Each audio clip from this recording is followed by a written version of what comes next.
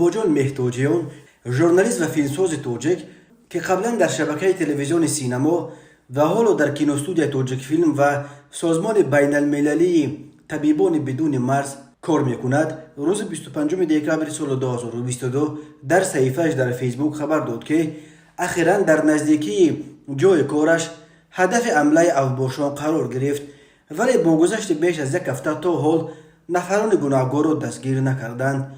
باباجان مهتاجیان از مقامات حفظ حقوق خواسته است که قضیه او را موشکافانه تحقیق و گناهگاران را دستگیر کرده باوریش را به عباره‌های دوشنبه شهر آرام و دوشنبه شهر بی‌خطر برگردانند و ثابت کنند که اینها شعارهای هوایی نیستند. او می نویسد اولو در وضع قرار دارد که بادهای اندیشه آهسته آهسته از ذهنش باوری به عباره‌های دوشنبه شهر آرام و دوشنبه شهر بی‌خطر را دور کرده ایستادند. زیرا در گوشه این شهر یک شام خانه می رفتم، تقریبا 800 متر از جای کارم دورتر شده بودم. ناگفته نماند که محل کاریم همگی 2.5 کیلومتر از مرکز شهر دور است. به پشتم نظر کردم که آدمی در تاریکی از دور پیدا شد که به همین راه من می آمد و 2 نفر دیگر هم قد راه ماشینگرد برابر آن آدم می آمدند. فکر کردم راهگذرند، ولی نه، حس کردم که آنها مرا تعقیب دارند. برابر در پهلویم راه شدن معلوم شد که آن جوانی است که تقریبا 20-25 ساله است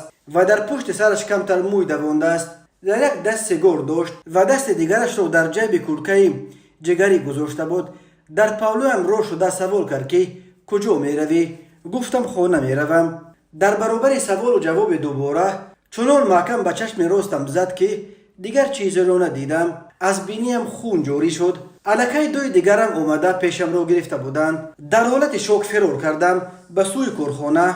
آنها مرا تعقیب میکردند. پایانتر راهگذران رفت و آمد داشتند و کسی اهمیتی هم نمیداد که چه گپ است. همه از دیدن این منظره کوشش میکردند بی‌طرف باشند. دنیای بیرم نخل میکند باباجان مهتاجیان. او مطمئن است که لحظه فرارش باید در کامراهای شهر بی‌خطر ثبت شده باشد. بعد از شنگال آن افباشان رها شدن، مهتاجیان به مقامات ملیت زنگ زده است، ولی با گذشت بیش از 1 هفته به قول معروف نه پیست و نه حیدر. مهتاجیان روز دیگر برای تشخیص به بیمارستان رفته است و دکتر گفته است که خدا رحمت را خورد است و ضربه راست به چشم نرسیده است، وگرنه چشم دیگر نمیدید. باباجان مهتاجیان می نویسد این سوال او را اذیت میگیرد که چرا مرا زدند و برای چی؟ شاید به کارم ربط داشته باشد یا مگر به کسبم که دیپلم روزنامه‌نگاری دارم و یا آنها افباش بیش نبودند. خلاصه تو به حال این سوال ذهنم را آرام نمیگذارد. او می افزاید حالت جسمانیش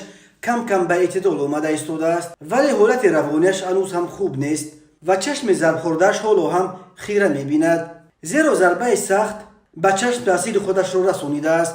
ژورنالیست تاجیک مطمئن است که اگر جلوی این گونه افباشان سر وقت کشیده نشود، شاید جان 10 تن دیگر در خطر ماند. از طرف دیگر مثل من آنها نیز به مفهومی چون دوشنبه شهر بی‌خطر و یا دوشنبه شهر آرام دیگر اعتماد نکنند.